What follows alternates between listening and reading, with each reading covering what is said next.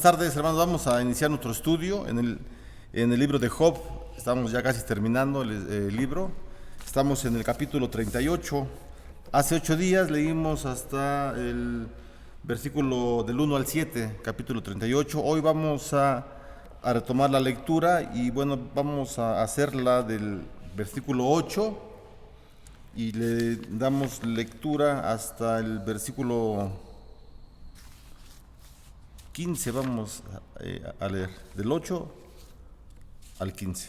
La palabra del Señor dice: ¿Quién encerró con puerta el mar cuando se derramaba saliendo de su seno?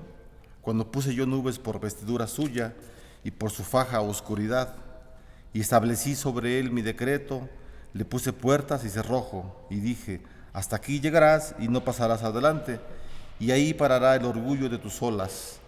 ¿Has mandado tú a la mañana en tus días? ¿Has mostrado al alba su lugar para que ocupe los fines de la tierra y para que sean sacudidos de ella los impíos?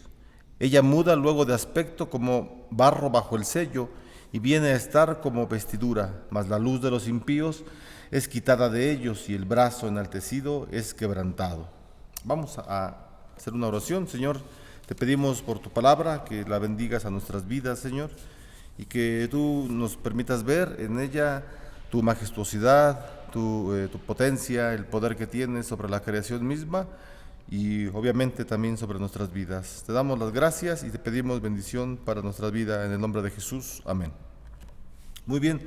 Bueno, en esta parte de los versículos que ya leímos, estamos viendo, ¿verdad? Desde el capítulo 38 comienza el discurso del Señor, de Dios.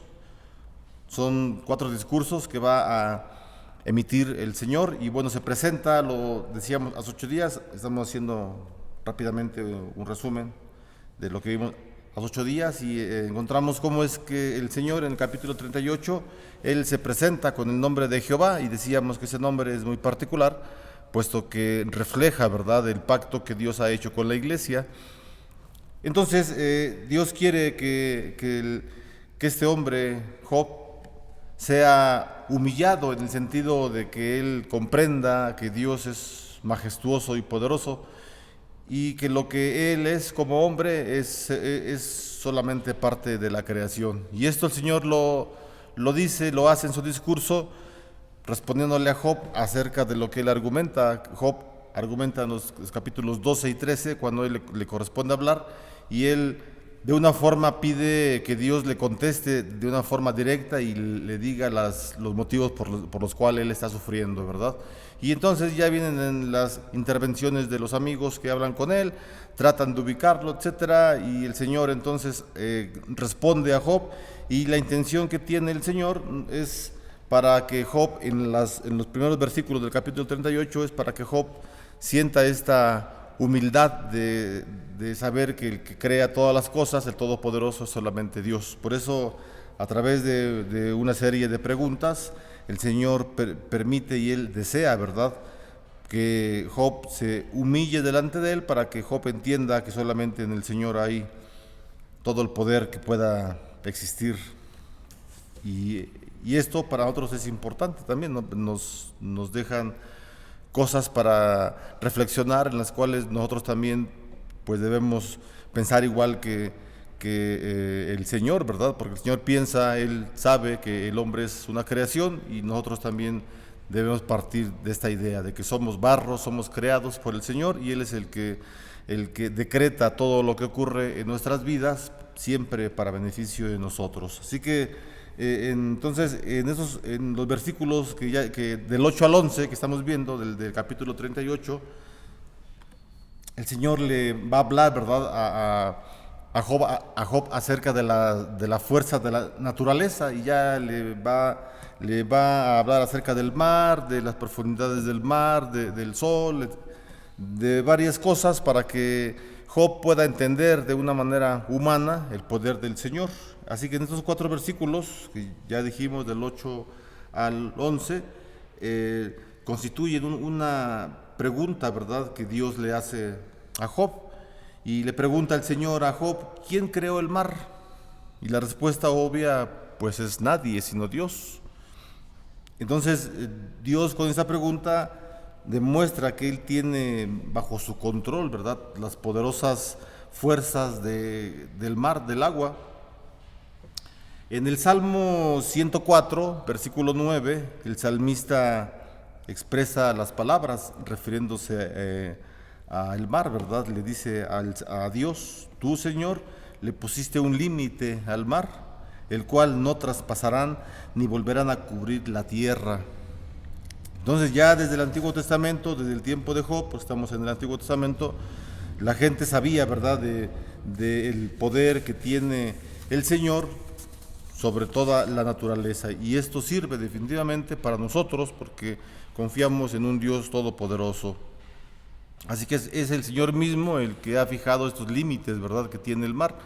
Y si miramos el mar, bueno, sí es algo impresionante ver cómo hasta llegar a las playas se detiene la furia, la fuerza que tiene el mar en el centro, ¿verdad?, de toda esa inmensa cantidad de agua, ¿verdad? Y Dios es el único que tiene ese poder. Bueno, Dios le está hablando así a Job, ya lo dijimos, para que Job pueda entender que él es un ser creado solamente, y que si Dios no le ha respondido, o sea, esa es otra de las aristas que existen, ¿verdad?, en los relatos del Señor. Si Dios no le ha respondido, es precisamente por eso, porque es Dios. Y bueno, finalmente vamos a ver cómo es que cuando terminemos este mensaje, el estudio, que es importante que permitamos, no que permitamos como si tuviéramos control, sino que más bien nosotros pensemos y lleguemos a convencernos de dejar a Dios ser Dios, que Dios sea Dios y nosotros somos seres humanos creados, y solamente pues observar, ¿verdad?, las cosas que nosotros no tenemos injerencia en ellas, pero que ocurren dentro de la naturaleza, dentro de este mundo. Bueno, en los versículos siguientes, en los versículos del 12 al 15, que ya también los leímos, en esa parte, en esa sección de los versículos, Dios también le va a recordar a Job las grandes maravillas del amanecer. Estamos diciendo que Dios va a estar tomando en el transcurso de sus relatos, en los últimos capítulos, ejemplos de la naturaleza para que Job comprenda, ¿verdad?, de animalitos, de la nieve, de los mares, de las profundidades del mar, etcétera, para que para que Job pueda entender, aceptar que él es una persona, un ser humano, y debe ser humilde ante el Señor.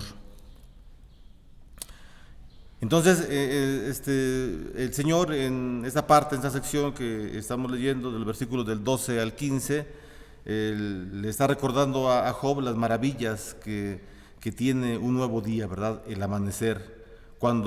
Y bueno, eso ocurre obviamente, ¿verdad?, amanece, ¿verdad?, cuando las tinieblas de la noche dan paso a la luz del sol, ¿verdad?, y el sol ilumina, ¿verdad? Entonces el Señor humilla a Job preguntándole cuándo ordenó Él que apareciera la mañana y cuándo mandó que la luz reemplazara a las tinieblas. La respuesta obvia es nunca, ¿verdad? O sea, el Señor, de una forma humillante para el propio beneficio de Job, le dice estas cosas. Tú tienes el poder de controlar el sol, tú tienes ese poder. No, nadie lo tiene, solamente el Señor.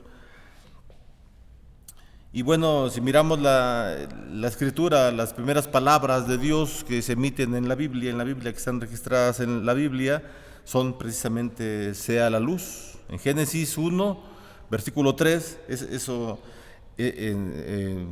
encontramos, ¿verdad?, que cada amanecer es una nueva creación de la luz. Cada amanecer es una nueva creación de la luz, es un reflejo del día en que el Señor creó la luz, cuando separó la luz de las tinieblas, ¿verdad?, o las tinieblas de la luz. Entonces, hermanos, la luz pues muestra cosas, ¿verdad?, que en la oscuridad no se pueden distinguir. Por eso es muy necesario que la luz la tengamos. En la Biblia también, bueno, encontramos que la Escritura también usa la luz y las tinieblas, ¿verdad? frecuentemente se usan estos dos términos y van a veces juntos y se usan en un sentido moral y espiritual. La luz implica lo bueno, mientras que las tinieblas insinúan lo malo. Por ejemplo, la noche en que Jesús conversó con Nicodemo, ahí en el capítulo 3 del Evangelio de San Juan, de los versículos 19 al 21, el Señor dice las siguientes palabras, ¿verdad? Hablando el Señor Jesús con Nicodemo, un fariseo que lo fue a visitar de noche al Señor Jesús. Veamos el cuadro que Juan nos pinta, ¿verdad? Ahí ya lo dijimos, en el capítulo 3, versículo 19 en adelante. Llega Nicodemo de noche a visitar a Jesús, está oscuro, estamos hablando de la luz y las tinieblas. Entra Nicodemo, un hombre que dudaba de su misma fe, estaba con los judíos, pero ahora se acerca a Jesús y llega de noche. Y Jesús le dice las siguientes palabras, ¿verdad? Y esta es la condenación. Después de un gran relato que tiene Jesús con Nicodemo, porque todo el Evangelio de San Juan está hecho de muchos relatos largos, a diferencia de Marcos, que son relatos muy cortitos, bueno, es otra cosa, pero Jesús le dice a Nicodemo, y esta es la condenación, la luz vino al mundo. Veamos el contraste, ¿verdad? Ya lo dijimos, viene Nicodemo de noche y el Señor le habla, ¿verdad? De la luz que vino al mundo. Y esta es la condenación, la luz vino al mundo, pero los hombres amaron más las tinieblas que la luz, porque sus obras eran malas. Pues todo aquel que hace lo malo detesta la luz y no viene a la luz, para que sus obras no sean puestas al descubierto. Pero el que practica la verdad viene a la luz para que se ponga de manifiesto que sus obras son hechas en Dios. Estos versículos hacen un contraste marcado con lo que viene a continuación. O sea, lo que ya hablamos ahorita, ¿verdad? El ejemplo que estamos tomando de San Juan capítulo 3 y de los versículos del 12 al 15, esos versículos hacen un contraste bien marcado con lo que viene a continuación en los versículos 16 y 18 del capítulo 38. Leímos hasta el 15, pero vamos a seguir nuestra lectura. Ahora vamos a leer otros 3 versículos, del 16 al 18. Y el Señor le dice a Job, ¿has entrado tú hasta las fuentes del mar? ¿Y has andado escudriñando el abismo? ¿Te han sido descubiertas las puertas de la muerte? ¿Y has visto las puertas de la sombra de la muerte? ¿Has considerado tú hasta las anchuras de la tierra? Declaras y sabes todo esto. Entonces, otro reino, ¿verdad?, que está más allá del mar y de la tierra, ¿verdad?, o que está más allá también de la comprensión humana, de la comprensión del hombre, de la imaginación del hombre. El hombre puede imaginar muchas cosas, ¿verdad? Dante Alighieri, por ejemplo, en su libro La Divina Comedia, él pinta y escribe acerca de cómo es el purgatorio, el infierno, etcétera, etcétera, pero solamente es la imaginación de un hombre. Nadie nos ha dicho realmente cómo es el más allá. Nos podemos imaginar, y los escritores, los pintores, los artistas, los cinematográficos han hecho muchas cosas para querernos decir cómo es el más allá, pero realmente no lo sabemos. No sabemos cómo es el más allá. Bueno, este otro reino, ¿verdad?, que está más allá de la comprensión humana, se encuentra en las profundidades de la tierra y del mar. El Señor le pregunta a Job si acaso Job ha ido a visitar esos lugares y se ha familiarizado con ellos. Las fuentes del mar, lo que menciona, pueden incluir ríos, manantiales que alimentan todos los océanos. Todas las gentes de la antigüedad se maravillaban, ¿verdad? Y hasta el día de hoy nos maravillamos de la inmensidad que son los cataratas, los mares, los lagos, los ríos, etcétera. Pero esas personas que han visto esas maravillas del Señor o que hemos visto esas maravillas, no sabemos realmente qué es lo que existe más allá, ¿verdad? No lo sabemos. Entonces, en el versículo 17, miren, dice algo importante en el versículo 17. Vamos a leerlo. Dice, te han sido descubiertas las puertas de la muerte y has visto las puertas de la sombra de la muerte. Dice dos frases, ¿verdad? En las primeras líneas habla acerca de la muerte y después habla de la sombra de la muerte. Dios le hace una pregunta doble, ¿verdad? A Job. Él le pregunta: ¿te han sido descubiertas las puertas de la muerte y has visitado las puertas de la sombra de la muerte? Y esas palabras o los términos, ¿verdad?, sugieren que cuando una persona entra en el reino de la muerte, la puerta se cierra detrás de él. Ya no hay paso a este mundo. Y la pregunta que Dios le hace a Job: Job, ¿tú has entrado por estas puertas cuando dijo Dios estas palabras? ¿Tú conoces? No lo conoces, o sea, no sabes qué es lo que sí. El punto, no lo olvidemos, el punto es esto: Dios desea humillar de una forma sana a Job para que él entienda que es un ser humano y que él se doblegue ante la soberanía del Señor. Esa es la intención que tiene. Hay una relación entre la palabra muerte, que aparece en la primera línea del versículo 17, y el término sombra de muerte, que aparece más adelante. Estamos familiarizados, ¿verdad?, con la frase sombra de muerte del Salmo 23, versículo 4. Y en el Antiguo Testamento esta frase ocurre 18 veces en el Antiguo Testamento, incluyendo las 10 veces del libro de Job. Y el mismo Job usó la expresión 8 veces. Y aquí Dios usa la misma expresión cuando habla sobre el reino de los muertos. Entonces se concluye, ¿verdad?, que el Señor es dueño también de este reino y no las personas. Y es muy profunda, tal pareciera algo sencillo, pero es muy profunda la pregunta que Dios hace en el versículo 17. Y la pregunta que Dios hace nos debe hacer pensar seriamente sobre nuestro propio futuro. Ahora, al día de hoy, estamos vivos, hermanos. Estamos de un lado de las puertas de la muerte. O sea, conocemos qué es la vida, ¿verdad? Si alguien nos pregunta qué es la vida, podemos responder qué es la vida. Pero no sabemos qué hay detrás de las puertas del reino de la muerte. No lo sabemos. Y entonces no debemos tampoco ignorar que algún día vamos a morir todos. Todos vamos a morir. Y entonces muchas gentes, ¿verdad?, cuando han muerto, las personas que quedamos, familiares, parientes, amigos, nos dolemos. Y seguramente, hermanos, en ese tiempo, y no por la pandemia, sino antes de la pandemia y mucho antes, siempre ha existido la muerte.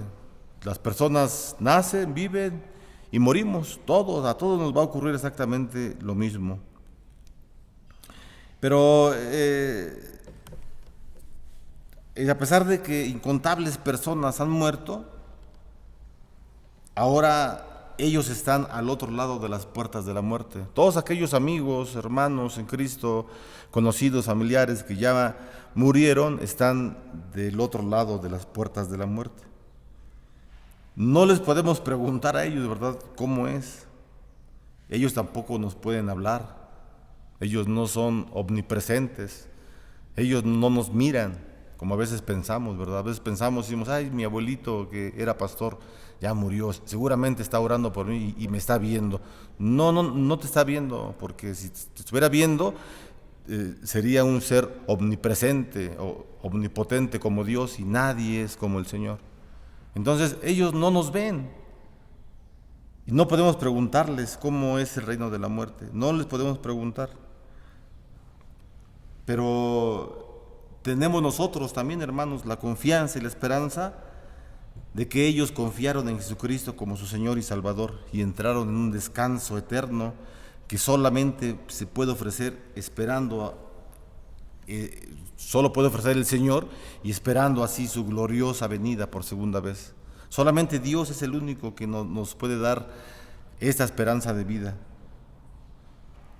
Entonces, hermanos, nosotros tenemos también esa esperanza de que el Señor va a estar con nosotros por segunda vez. Vamos a estar ante su presencia y por segunda vez va a regresar el Señor y estaremos por la eternidad. Pero hermanos, todavía no hemos tenido personalmente la experiencia de pasar al otro lado de las puertas de la muerte. No tenemos esa experiencia, los que estamos vivos. Entonces, para nosotros es una cuestión de fe durante nuestra vida terrenal. Como Job, debemos responder a todas las preguntas que Dios hace en los versículos que vienen a continuación, y las preguntas que ya se mencionaron debemos responder con un humilde no, porque Dios cuestiona a Job, ¿verdad? Y también a todos los seres que pretenden ser orgullosos, vanidosos, y el Señor les hace todas estas preguntas. ¿Tú tienes el poder de transformar la naturaleza en cualquier sentido? No lo tenemos.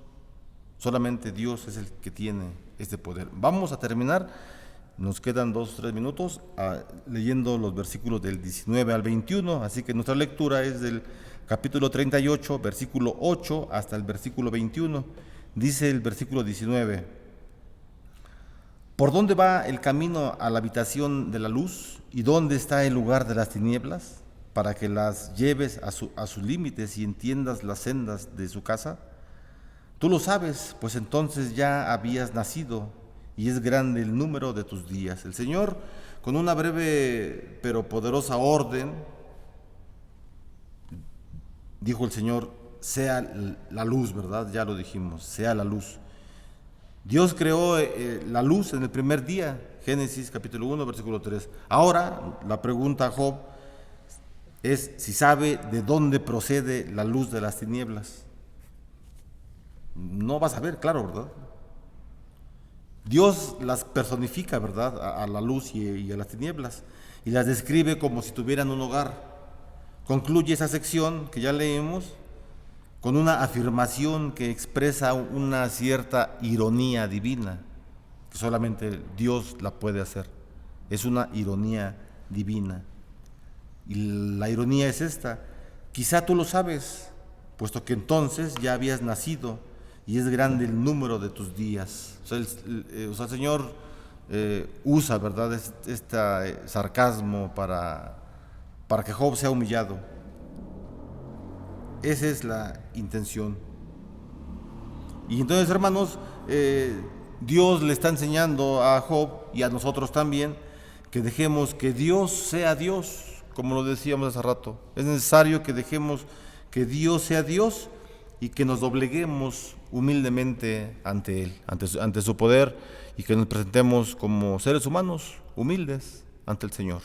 Vamos a orar, hermanos, para terminar este tiempo. Señor, muchas gracias te damos, gracias porque nos dejas ver a través de las Escrituras, Señor, el gran poder que tienes sobre toda la naturaleza, pues tú la creaste, Señor. Tú no eres parte de la naturaleza, no eres parte de la creación, sino tú eres un ser que siempre ha existido, Señor, y que tú eres por sobre todas las cosas. Te adoramos, te bendecimos, Señor, y te pedimos que permitas en nosotros que seamos seres humanos humildes, siempre conscientes, Señor, que no tenemos absolutamente ningún poder parecido al tuyo. Somos tus hijos, Padre, somos tu creación, y te rogamos que siempre tu Espíritu Santo nos conduzca, Señor, por las verdades que tú nos enseñas en la Escritura. En el nombre de Jesús te damos las gracias. Amén. La gracia del Señor Jesucristo, el amor de Dios y la comunión con su Espíritu Santo, sean hoy y siempre con cada uno de ustedes y sus familias. Amén. Que Dios les bendiga, hermanos.